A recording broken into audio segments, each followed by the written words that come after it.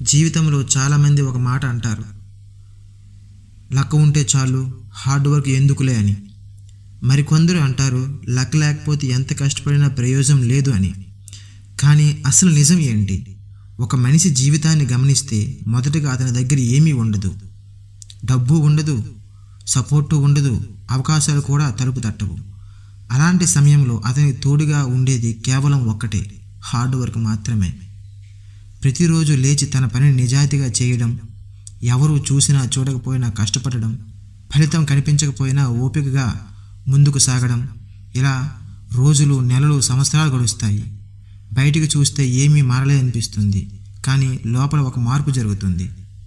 ఆ కష్టం అతన్ని బలంగా చేస్తుంది.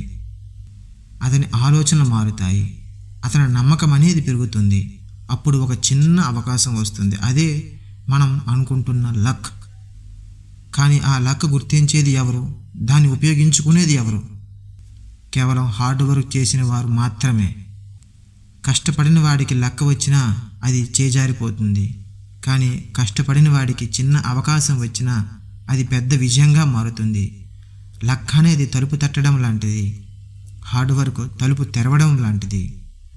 తలుపు తెరవడం రాని వాడికి లక్ ఎంతసేపు గుమ్మం బయట నిల్చుని ఉంటుంది. అందుకే చివరికి గెలిచేది ఎవరంటే హార్డ్ వర్క్ మాత్రమే.